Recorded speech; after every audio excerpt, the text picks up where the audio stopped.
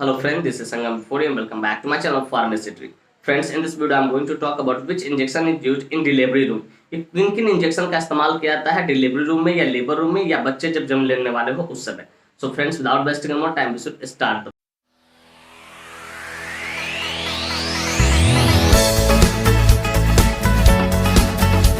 video. Friends, video को शुरू करने से पहले कुछ बातें मैं यहाँ पे शेयर करना चाहूंगा जो कि आपके लिए एक तरह से वार्निंग है. फ्रेंड्स, यह वीडियो सिर्फ जानकारी के उद्देश्य से बनाया है. इस वीडियो को देखने के बाद कोई भी मेडिसिन कोई भी इंजेक्शन आप खुद से ना ले, कतई सेल्फ मेडिकेशन ना करें. Friends, actually I don't support self medication at all.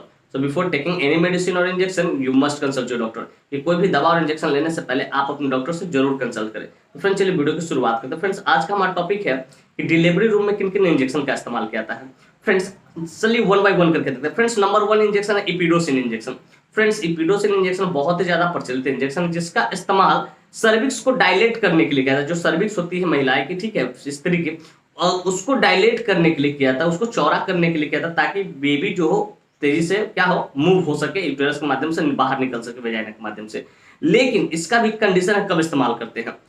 Friends, इसका इस्तेमाल पहले आपको चेक करना होगा. जो भी सिस्टर होंगे वो चेक करेंगे कितना फिंगर सर्विक्स का मुंह खुला है. अगर 2 फिंगर खुला है तभी इसको आप दे सकते हैं, ठीक है. अगर 2 फिंगर सर्विक्स का मुंह नहीं खुला है, माउथ ओपनिंग 2 फिंगर नहीं है, तो आप इसको नहीं दीजिएगा, वरना सर्विक्स क्या हो रैप्चर्ड हो जाएगा. क्या होगा? रैप्चर्ड हो जाएगा.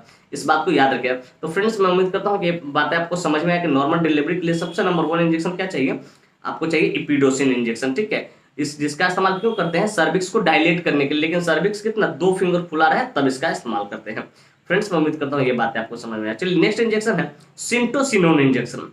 फ्रेंड्स, सिंटोसिनोन इंजेक्शन एक बहुत जबरदस्त कमाल का इंजेक्शन है जिसका इस्तेमाल लेबर पेन को इंक्रीज करने के लिए, इंड्यूस करने के लिए करते हैं. मतलब अगर नॉर्मल डिलीवरी आप चाहते हैं तो इस इंजेक्शन को भी दिया जाता है, सिंटोसिनोन इंजेक्शन, जिसमें ऑक्सीटॉक्सिन मोलिक्यूल्स के तौर पर रहता है. वो क्या करता है, लेबर पेन को इंक्रीज करता है, इंड्यूस करता है, जिससे बढ़ाता है लेबर पेन का. जैसे ही लेबर पेन को बढ़ाएगा यूटेरस क्या कॉन्ट्रैक्ट होगा. जैसे ही यूटेरस कॉन्ट्रैक्ट होगा, ऐसे ऐसे सिकुड़ेगा, बेबी धीरे धीरे वेजाइना के पास आते जाएगा, धीरे धीरे वेजाइना के रास्ता से, ठीक है, निकलना शुरू हो जाएगा. तो इसका इस्तेमाल मतलब सिंटोसिनोन इंजेक्शन का इस्तेमाल अगर आप नॉर्मल डिलीवरी के तौर पर करते हैं तो ये लेबर पेन को इंड्यूस करेगा. क्या करेगा? लेबर पेन को इंड्यूस करेगा. लेकिन अगर इसी इंजेक्शन का इस्तेमाल सिजेरियन सेक्शन में होता है, सिजेरियन सेक्शन मतलब समझो कि पेट खोल के अगर बच्चा निकालना हो, ठीक है, बेबी आउट करना हो, फिटस आउट करना हो, तो इसका इस्तेमाल पोस्ट ब्लीडिंग के लिए, पोस्ट यूटेराइन ब्लीडिंग के लिए, मतलब पोस्ट सर्जरी हो जाए, पोस्ट सीएस हो जाता है, ठीक है, उसके बाद जो ब्लीडिंग होता है उसको रोकने के लिए इसका इस्तेमाल किया जाता है. अब उसमें कैसे इस्तेमाल करते हैं तो आप समझिएगा. मान लीजिए जैसे ही बेबी सिजेरियन सेक्शन से आउट हुआ, ठीक है, आपको 4 एम्पूल लेना है, 2 ml आपको आईवी देना है, ठीक है, ताकि जो यूटेराइन ब्लीडिंग हो वो कंट्रोल हो जाए, कॉन्ट्रैक्ट करे, सारी गंदगी निकल जाए, ठीक है. और 2 ml आपको क्या करना होता है, आईवी में ड्रिप कर देना होता है. कोई भी पानी आरएल ड्रेन जो भी चल रहा है उसमें आपको ड्रिप कर देना होता है. तो 4 एम्पूल को लेके तोड़ के आपको करना होता है, 2 एम्पूल आईवी करना होता है. 2 एम्पूल को क्या करना होता है, 2 ml समझो आईवी है, 2 ml क्या करना होता है, पानी में देना होता है, ड्रिप करना पड़ता है. तो अगर आप ओटी रूम में रहो तो इस बात को ख्याल रखिएगा, ठीक है, कि जैसे ही बेबी आउट हुआ 2 एम्पूल आईवी कर दो, ठीक है, 2 ml, अब 2 ml ड्रिप में लगा दो.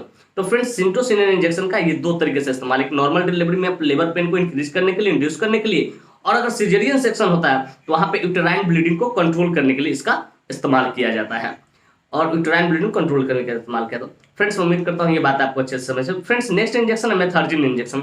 आपने नाम सुना होगा, मिथाइल एर्गोटामिन आपने नाम सुना होगा.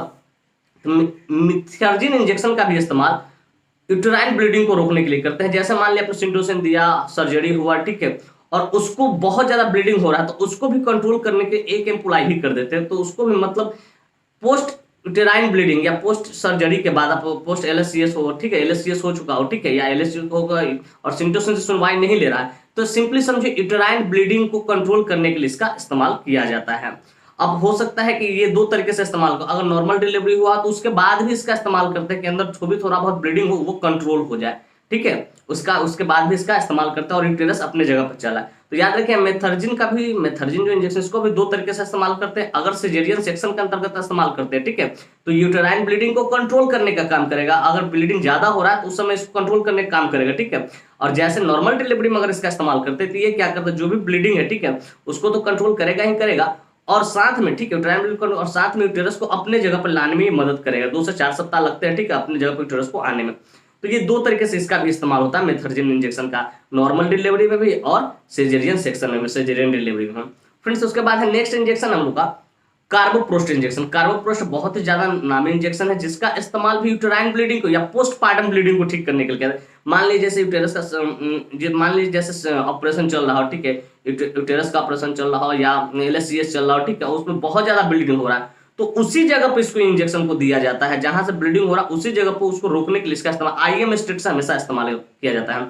तो सिंपली समझिए कि जहां मेथर्जिन सुनवाई न ले, सिंटोसिन सुनवाई न ले, मतलब ब्लीडिंग हो ही रहा है और यूटेरस का पोस्टपार्टम हो चुका है, मतलब रैप्चर्ड हो चुका है, ठीक है, तो उसको कंट्रोल करने के उसी जगह पे इसको इस इंजेक्शन को दिया जाता है। तो कार्बोप्रोस्ट इंजेक्शन का इस्तेमाल IM स्टेट से करते हैं, यूटेराइन ब्लीडिंग को या पोस्टपार्टम ब्लीडिंग को कंट्रोल करने के लिए किया जाता है। फ्रेंड्स मैं उम्मीद करता हूं कि ये बातें भी आपको अच्छे से समझ।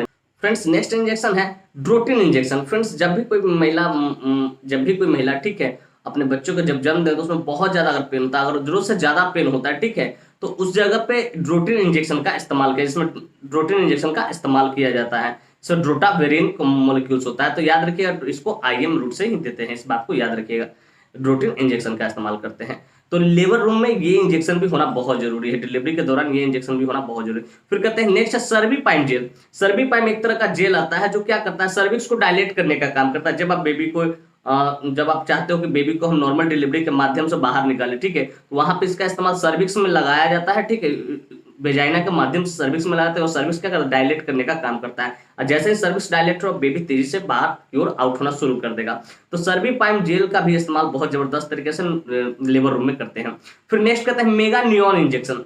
फ्रेंड्स मेगा नियॉन इंजेक्शन एक बहुत ही शानदार इंजेक्शन है जिसके अंदर, ठीक है, मैग्नीशियम सल्फेट होता है। मैग्नीशियम सल्फेट इसका इस्तेमाल कब करता है समझिएगा, जब कोई फीमेल कैंडिडेट, ठीक है, प्रेग्नेंट है और उसके दौरान, ठीक है, डिलीवरी रूम में, ठीक है, या लेबर रूम, उसके दौरान उसको हाई BP होने लगे, जिसको इक्लैम्सिया बोलते हैं, जिसको चमकी बोलते हैं, ठीक है, तो उसको कंट्रोल करने के लिए इस इंजेक्शन का इस्तेमाल किया जाता है और ये इंजेक्शन होना बहुत जरूरी है। सिंपली समझिए अगर कोई फीमेल कैंडिडेट, ठीक है, प्रेग्नेंट है और वो बच्चे को जन्म देने वाली है और वो इक्लैम्सिया का विक्टिम है, मतलब high blood pressure in pregnancy, तो उसको कंट्रोल करने के लिए, बार बार चमकी आएगा, तो उसको कंट्रोल करने के लिए मेगा नियॉन इंजेक्शन होना बहुत जरूरी। मैग्नीशियम सल्फेट इसको IM रूट से देते हैं, ज्यादातर क्या IM रूट से देते हैं इसको। उससे क्या होगा, पेशेंट कंट्रोल में होता है, जो फीमेल कैंडिडेट होगी बच्चों को जो वो बहुत कंट्रोल में हो जाएगी।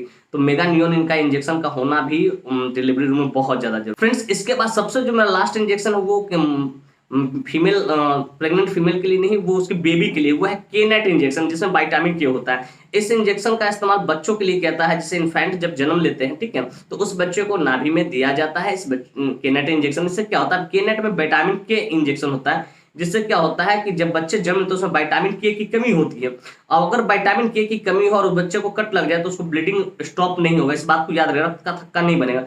तो उसको ठीक करने के लिए पहले ही सबसे डॉक्टर क्या करते हैं, विटामिन K का इंजेक्शन दे देते हैं, जिसे केनेट का नाम से हम लोग जानते हैं, और लोग अलग अलग नाम से भी देते हैं, लेकिन विटामिन K ही होता है जनरली।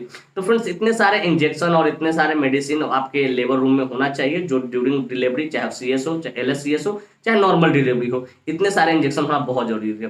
तो फ्रेंड्स मैं उम्मीद करता हूँ ये बातें आपको अच्छे से समझ में आया कि डिलीवरी रूम में, ठीक है, कौन कौन सा इंजेक्शन होना चाहिए, कौन सा जेल होना चाहिए, सारी बात आपको अच्छे से समझ में आ गई हो। फ्रेंड्स कभी मैं अलग से वीडियो बना दूंगा कि LSCS होता है, उसके दौरान क्या क्या इंजेक्शन, क्या क्या IV सेट, क्या क्या NS में क्या क्या RL DNS क्या क्या चलता है, वो सब मैं अलग से कभी वीडियो बना दूंगा। फ्रेंड्स मैं उम्मीद करता हूँ ये बातें बिल्कुल अच्छे तरह से आपको समझ में आ गई हो कि लेबर रूम में कौन कौन सा इंजेक्शन का इस्तेमाल किया जाता है और कौन कौन सा इंजेक्शन होते हैं। और साथ में ये भी उम्मीद करता हूँ कि वीडियो काफी इन्फॉर्मेटिव, काफी इंटरेस्टिंग, काफी जबरदस्त लगी हो आपको, और मेरे इस वीडियो से आपको कुछ ना कुछ सीखने को जरूर मिला। Friends if you find this video informative and interesting, hit the like button, subscribe my channel and don't forget to share it with your medical friends and common friends. Thank you for watching this video. Bye bye, take care। फिर मिलते हैं next video में। तो स्वस्थ रहिए, मस्त रहिए, ख्याल रखिए अपना अपने परिवार का। थैंक यू, धन्यवाद।